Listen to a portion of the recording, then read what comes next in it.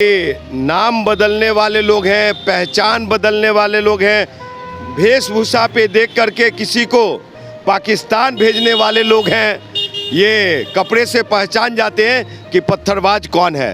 तो पत्थरबाजी में सबसे ज़्यादा भारतीय जनता पार्टी के लोग संलिप्त हैं और ये लोग वेशभूषा बदलने में माहिर खिलाड़ी हैं और गलत बोलने वाले लोग हैं। 2024 का लोकसभा चुनाव काफ़ी नज़दीक आ गया है। इसको लेकर के जो राजनीतिक पार्टियां हैं वो अलग अलग बयानबाजियां कर रही हैं। इसको लेकर के आज जो बीजेपी के प्रदेश अध्यक्ष हैं सम्राट चौधरी, उनका साफ तौर पे कहना है कि ब्राह्मण सर्वश्रेष्ठ हैं और हमेशा रहेंगे। इस पर हमारे साथ बात करने के लिए राजकुमार पासवान हैं, जो कि खुद को नीतीश कुमार के अनुमान बताते हैं। इनसे बात करते हैं, जानते हैं। इनका कहना है कि ब्राह्मण सर्वश्रेष्ठ हैं और हमेशा रहेंगे। ये कौन है? सम्राट चौधरी। सम्राट चौधरी, अच्छा। बीजेपी के जो वो हैं, सुन लीजिए साहब, भारतीय जनता पार्टी काम ना करने वाली पार्टी और उनके हनुमान बंदर सब लोग वही हैं, समझे। तो भारतवर्ष में जब से ब्राह्मण का एंट्री हुई और ब्राह्मणवाद फैलाया गया, इसीलिए भारतवर्ष आज सब देशों से पीछे है। अगर भारतवर्ष में ब्राह्मण और ब्राह्मणवाद नहीं होता ना साहब, तो भारतवर्ष अमेरिका, इंग्लैंड, ऑस्ट्रेलिया, चीन, जापान से आगे होता, समझे। इसलिए मैं कह रहा हूँ कि आप देखते नहीं हैं कितना छुआछूत की भावना है, कितनी गंदी मानसिकता लेके लोग जी रहे हैं। चंद मुट्ठी भर लोग जिनकी संख्या नहीं है, अब वो लोग देश चलाने की बात करते हैं और राष्ट्र चलाने की बात करते हैं। इस देश का सही मायने में अगर मूल निवासी है और देश टिका हुआ है तो आदिवासी, अनुसूचित जाति, जनजाति भाइयों के ऊपर, समझे।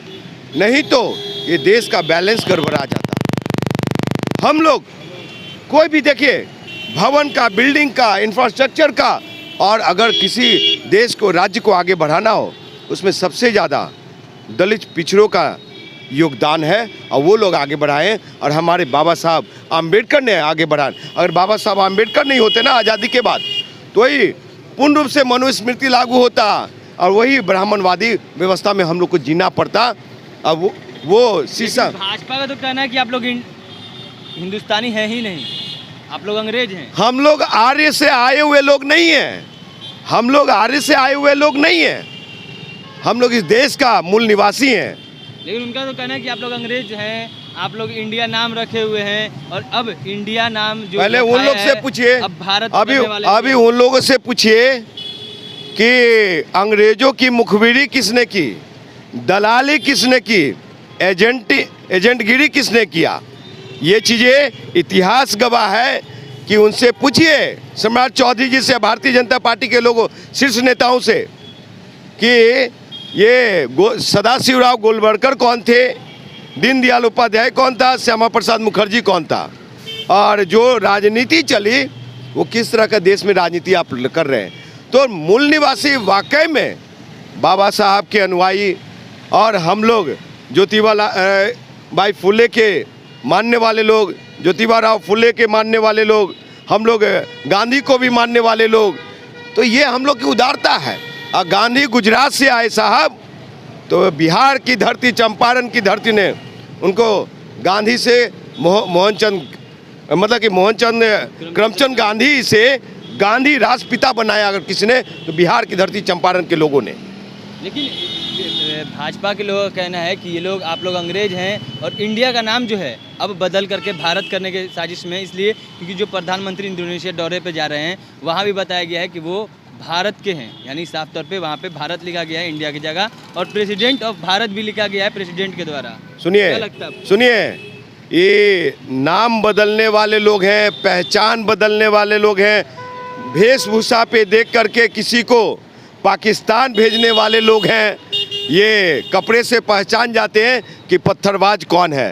तो पत्थरबाजी में सबसे ज़्यादा भारतीय जनता पार्टी के लोग संलिप्त हैं और ये लोग वेशभूषा बदलने में माहिर खिलाड़ी हैं और गलत बोलने वाले लोग हैं। तो ये भारतवर्ष, इंडिया जो है ना, इंडिया ही रहेगा। कितनों नाम बदल लो तुम, कुछ नहीं होने वाला, समझे। 200 रुपये का जुमला फिर दे दिया 2024 के लोकसभा चुनाव से पहले।